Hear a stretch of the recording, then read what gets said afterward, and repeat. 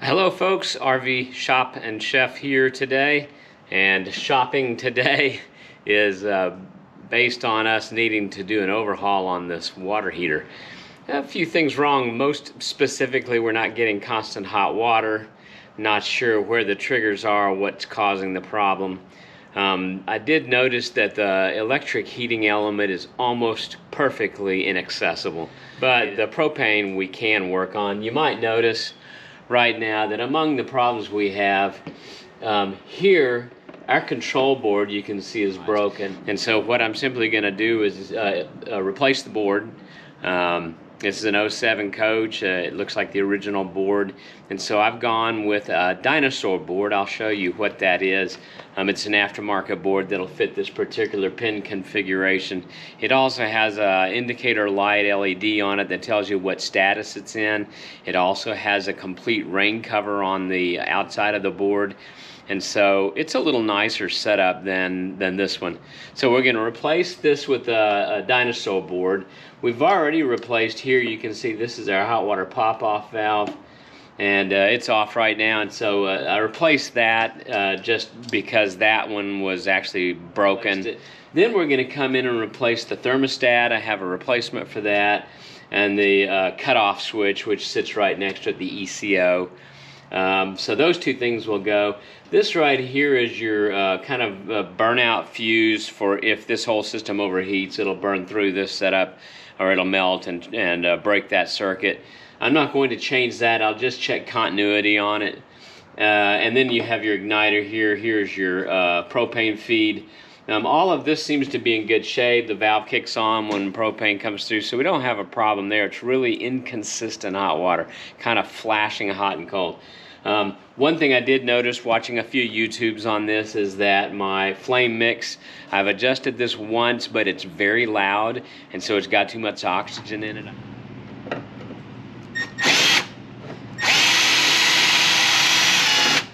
All right, we've just drilled two holes, one here and one here at the top. They're right next to the original holes in the mounting plate, and so our goal there was to be able to get the new plate bracket mounted. The mounting plate is, I've rotated it over. I think it was mounted this way, or anyway, I've drilled new holes. Actually, I think it came built this way. You can turn it around either way, but I've drilled two holes here to allow it to have a little bit of relief.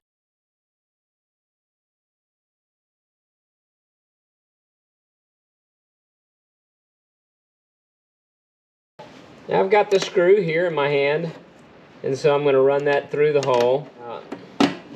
And I have the appropriate size nut driver. And so there's the screw started in. Now let's mount the other screw as well. It's started as well.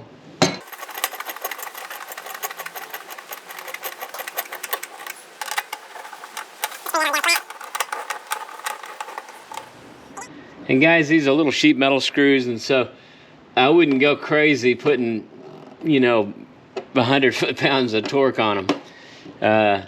I just get them snug and then don't force them any beyond that. All right, there you have it. The board's got its 10-pin connectors on the left. Then you have the igniter that I've just tucked in there. I'll come back and actually touch up any of these connectors, on the edges. I'm just going to kind of clean that up to make sure that we don't have any leaks on those holes. All right, the board's in. Now the next thing that we have to look at is the thermostat and the emergency cutoff, the ECO. Both of those I have new, might as well replace them to be sure I've got everything in line.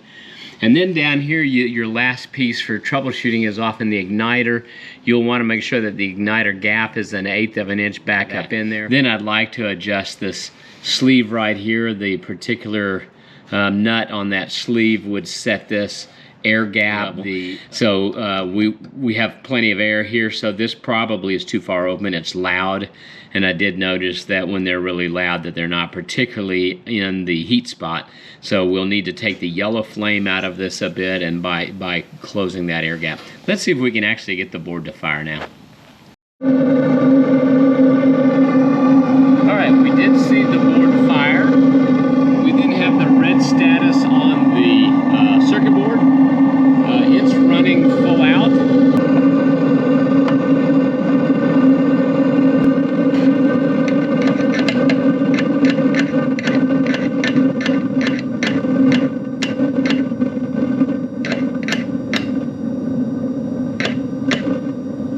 That's a little closer. Now you see what we've done is we've reduced the gap. We've got a very blue flame. I think it's going to be good and hot.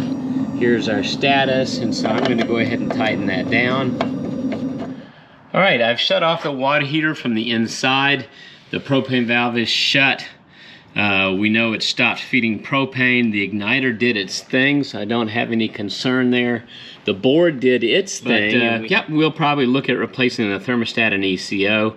That little rubber cover that has the labels on it is just cosmetic, but I need to see whether we got a new one with the kit. So let's go look at the thermostat kit now. All right, here you have this is a Atwood 10-gallon water heater from an 07 American Coach Tradition. That is... All right, each of these particular thermostat switches have a rating on them. And this one here is the 60 degrees centigrade, and so that's your hot water. And then the one over here is your 82 degrees centigrade, and that, if we can turn it upside down there, there's your 82. That is your cutoff.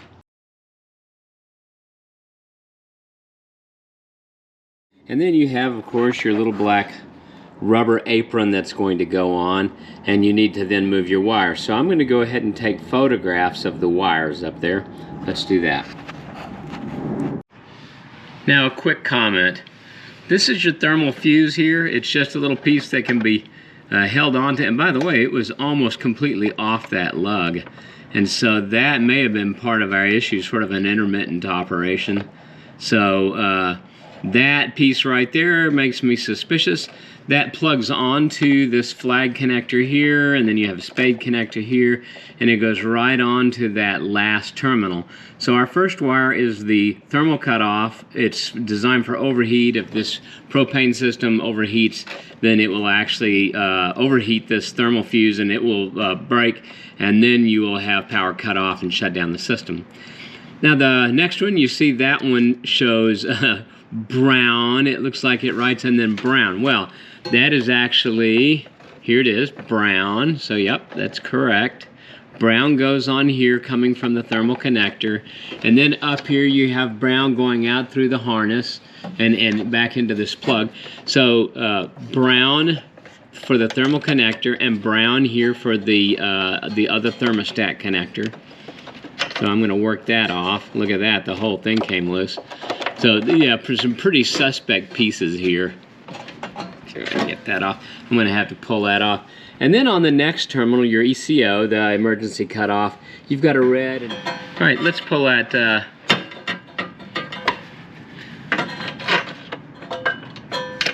See if I can get him off of there. Go there. Let's go ahead and see if we can peel off this. All this is a kind of a rubber sheet. I would say that is original. Can't say I get it.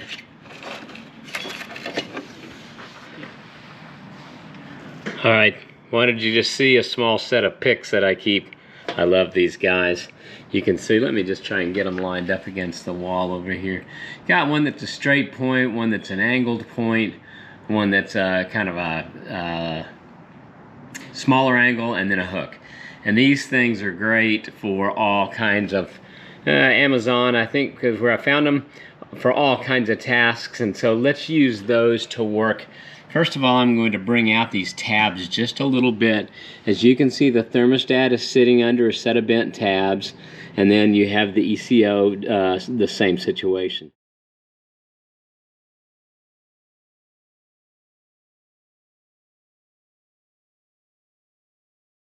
But the other is, let's get those tabs bent up a little bit, and then let's go ahead and rotate the thermostat.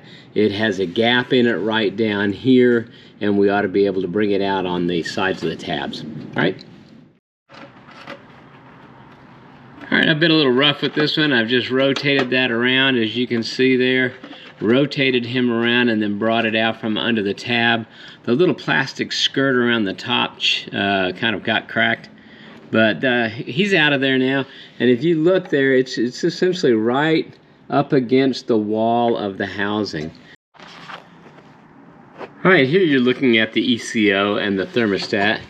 You can see we've got crud on the ECO here. Our mission is to clean that wall up, and so I've been scraping some of the garbage off the wall there, but you know, obviously we're going to need to get that scraped off. Now I wanted to point out a couple of things that I've been doing while I couldn't hold the camera. These tabs right here, 1, 2, 3, that are on the thermostat, I brought those up a little bit, then I collapsed the thermostat, the spring, and the little clear plastic skirt, and from there, then I just rotated that skirt around. It has a notch in one side of it right here. You can see that notch. Sorry, there we go. So right there in the clear plastic skirt on the thermostat, there's a notch. So I aligned the notch over one of the tabs after I slipped the plastic under two of the other tabs. And when I got that done, then I was able to simply rotate that notch back around, and that got me those two under, and then finally the the thermostat mounted under all three tabs, and the plastic skirt rotated around by aligning it over one tab. And I wanted to make sure I had a good contact surface with the thermostat's face and the face of the tank back here, right? So it was important to be sure that we got that done. All right, there's the old unit right there, kind of unlabeled. And then here's the new unit. And what you should be seeing on the back of that is an 82 degrees centigrade marking, which tells you it's the ECO. All right, so the ECO is going to go right in here. It's going to be compressed in as you look at that spring, so it will be forced in under those tabs. Well, and good afternoon, shop fans from Texas. You may notice that we're now pretty far through the project to upgrade this system. We've upgraded the ignition control board. That's this box right here. That is actually a Dinosaur 64 ignition board. This system was having trouble firing. It would fire intermittently. There was some corrosion on the terminal block. It was a very old unit. So I have upgraded this. This Dinosaur board is really neat because it has a condition LED indicator that tells you what phase of fire it's in. So go find that when you need to replace your ignition control board. That thing is a Dinosaur 64, and I'll put the information in the website. Second of all, I upgraded the what you would call the thermostat right here, and then this second piece is the cutoff, what we call a cutoff, ECO. Both of those I've gone ahead and replaced since they came in the kit, and now we have a couple of things we need to deal with. And so right here you can see the little boot that goes into that cover is not a fit, and so we need to find a way to kind of protect that hole. And then second of all, as you look at, this is your thermal fuse right here. And so this connector on the thermal fuse is not great. So what we're going to do right now is we're going to clean up the board, the backing board here. You see all of this gum on the back. And then we're going to go ahead and apply this little protector plate by cutting slits right where these wires go through. We'll put that on, slit it, get it in place, and then we'll reconnect the wires. And then in the meantime, I've got a couple of wires to clean up. This one goes on this terminal here, and you'll notice it's a round terminal on a flat spade. And so I'm going to remove this end. It was all soldered together. It was a mess. And so not sure who did that stuff, but I'm going to clip this end, put a new flag connector on it, and attach it to this terminal here, right? And then this one is your thermal fuse. We'll probably leave it in shape. I don't have a new one, and there's no evidence it's bad. This thermostat was important to us because we knew we were not getting 130 plus on the temperature, so we're going to replace that. And in the meantime, I've come down and set my oxygen control. This is a nut that you can remove with a nut driver, or you can loosen. And then you need to set your oxygen intake to a level that gets you a good solid blue flame and brings that roar down to a level that it's quieter and you've got a blue flame. And so I've made that adjustment already. So right now we're in pretty good shape. Let's go ahead and get to it. We'll clean up this rubber on the back here, apply the new sticker here over it, reattach the wires, and then we're going to cut the end off of this piece right here and replace it with a new flag connector. All right, let's get right to it. All right, I've got a couple of products I like to use. I've got Goo Gone here and Goof Off. I also usually have a Rossignol lighter fluid, bottle this size. Couldn't find that, and so we're going to work on the sticky on the main board in the hot water heater. We're going to use a rag and one of these products and clean that up. All right, we're going to work all of that off as best we can. I may have to remove that. Don't want to pull that out. Let's get that out of the way.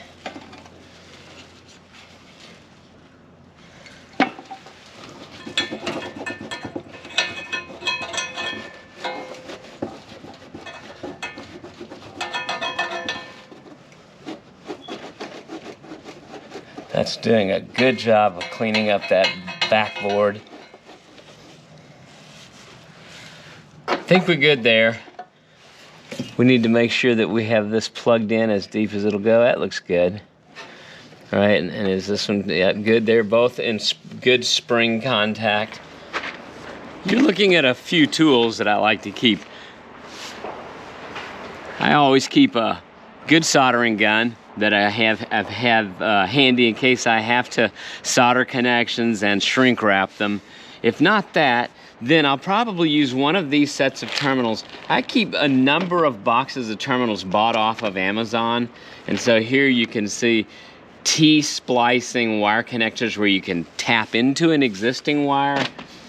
Then you have some solderless connectors that are heat gun. You basically put the two ends of the wire together and heat the solder in the middle. These are really cool. From here, Spoby, it looks to me like they have a few choices here in their electrical choices. Let me put that back. Yep, Spoby is another supplier of terminals. These are various sized butt connectors that I've got available. These are ring connectors, so I always keep a full set of these. And then finally, we get to these flag connectors. All right, that's what we're going to use right now. These are from Nylite. It's a nice set of various sized flag connectors. And I'm going to use this ratcheting crimper here to get. And remember, we found a flat terminal up here and a round terminal here that was jury rigged. Now that I think about it, it may be a little easier. That wire sits a little bit like that, so I think it might give us more extension to put a straight connector on it. Just a spade and forget the flag connector. So I'm just going to take that wire, right, and then I'm going to nip it off right at the end here. There we go. Now what I'm looking for is something to turn right in there. Now I need to make sure that I have that wire stripped.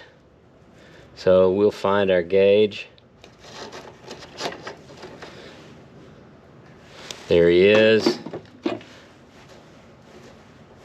Didn't expose a ton of wire. All right, now I have my wire stripped, and I think my favorite choice is going to be a spade connector that fits right on that terminal.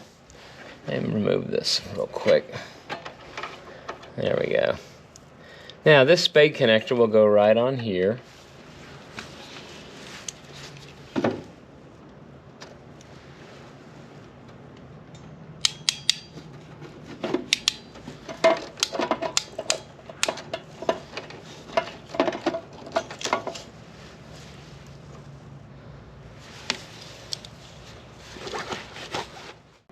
So far, so good. Now, I need the heat gun and an electrical connection. Here's the next tool we need for that final repair. Yep, it's a well-built heat gun. Don't remember who I got this from. This may have come from Harbor Freight. And so now what we need to do is get this away from the rest of the housing and then get that shrunk down.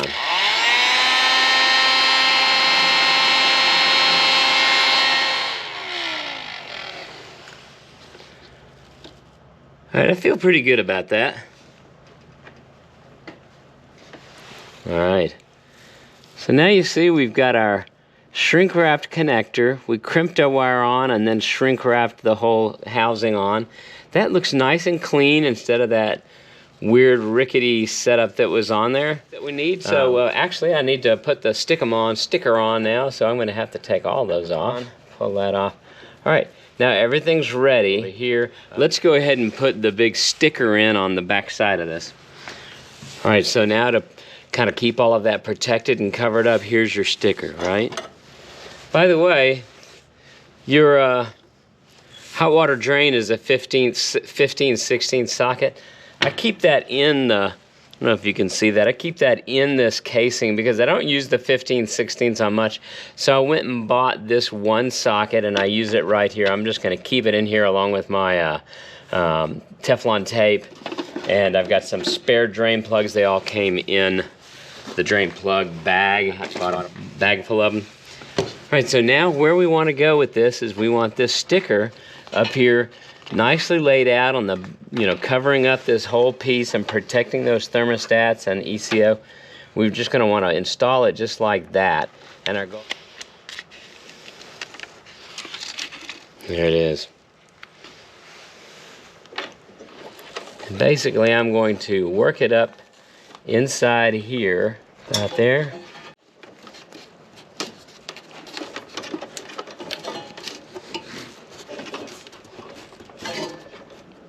Looks like we bumped that. Okay, so here we've got all of the connections on. So we have our new Dinosaur 64 board here. We've replaced the pop-off valve recently just to make sure we're good there. And we have a plug down here waiting to be put in. And all of our wires are on. So I think it's actually a chance now to test the hot water heater. Need the Teflon tape on there.